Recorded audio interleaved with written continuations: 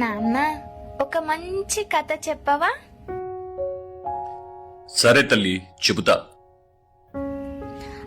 ఇలాంటి కథ కాదు నాన్న, మంచి రాజు కథ చెప్పు. సరే తల్లి.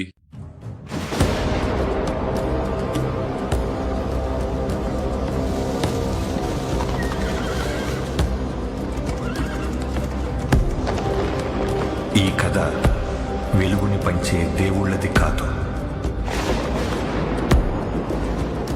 చీకటిని శాసించే రాక్షసులది కాదు,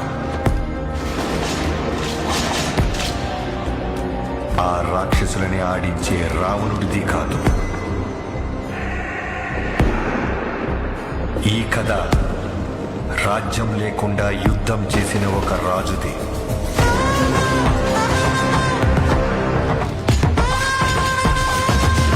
మరణాన్నే వణికించిన మహారాజుది.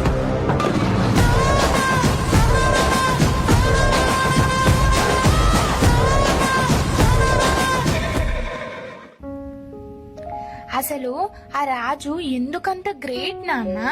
ఏం చేశాడు ఆయన? ఏం చేశాడంటే, చేతిలో మౌస్ పట్టుకుని ఐటీ విప్లవాన్ని సృష్టించాడు. నాగలి భుజానికెత్తుకుని నదుల అనుసంధానానికి శ్రీకారం చుట్టాడు. గూగుల్ నుంచి మైక్రోసాఫ్ట్ వరకు ప్రపంచ దిగ్గజాలని ఆంధ్ర గడ్డపై నిలిపాడు. రక్తపుటేర్లు రుచిమరిగిన రాయలసీమకు కియా కార్లను తెచ్చి శ్రీ సిటీతో సరికొత్త అభివృద్ధి సిరులద్దాడు.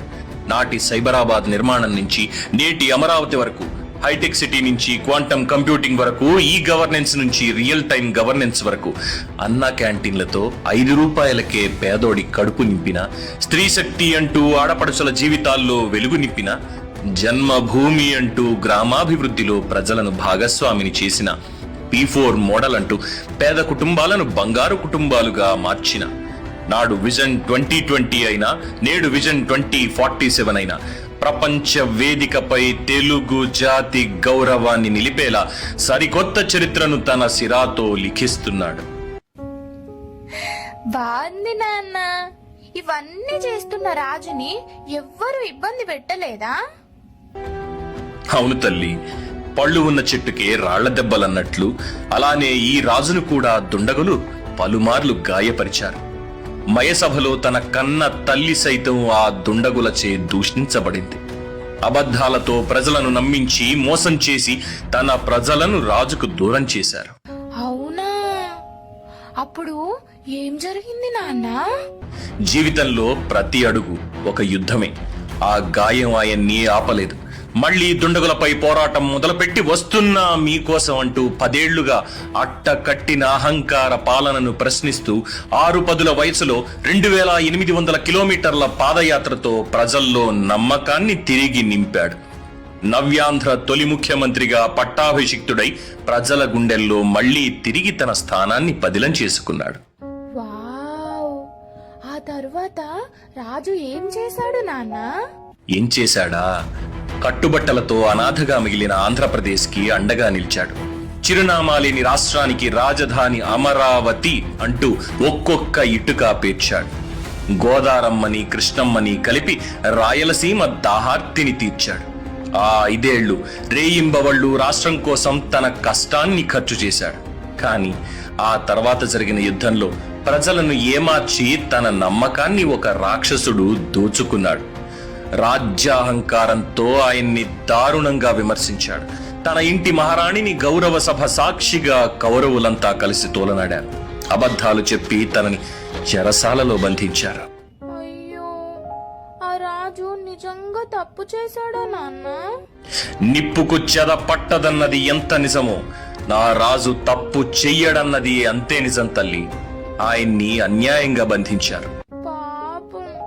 అప్పుడు ఏం చేశాడు నాన్న ఆ రాజు? తన ఓటమిని ఒప్పుకొని రాజ్యాన్ని వదిలేశాడా? నా వల్ల కాదు అంటూ వెనుకడుగు వేశాడా? లేదమ్మా, ఒక్కసారిగా నిప్పుల చెరసాల నుంచి బయటకు వచ్చి జూలు వదిల్చిన సింహంలా గర్జించాడు. ప్రజా కూటమిగా మారి ప్రజల్లోకి వెళ్లి బలంగా ఆ రాక్షసుణ్ణి ఢీకొట్టాడు. ఎగిరెగిరి పడిన ఆ రాక్షసుడి సైన్యాన్ని మట్టి కరిపించి చరిత్ర పుటల్లో చెరిగిపోని విజయంతో తెలుగు జాతి చక్రవర్తిగా మారి ఆంధ్ర రాష్ట్ర అభివృద్ధి రథాన్ని ముందుకు నడిపిస్తున్నాడు. నాన్న, ఆయన ప్రజల కోసం అన్ని రోజుల నుంచి ఫైట్ చేస్తున్నాడా? చాలా గ్రేట్ కదా. అవును తల్లి, త్రేతాయుగంలో రాముడి నీడయ్యాడు,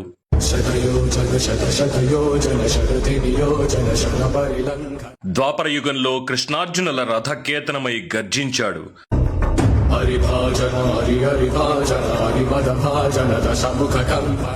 కలియుగంలో ధర్మం కోసం పోరాడే ప్రతి ఒక్కరి వెంట ఉన్నాడు.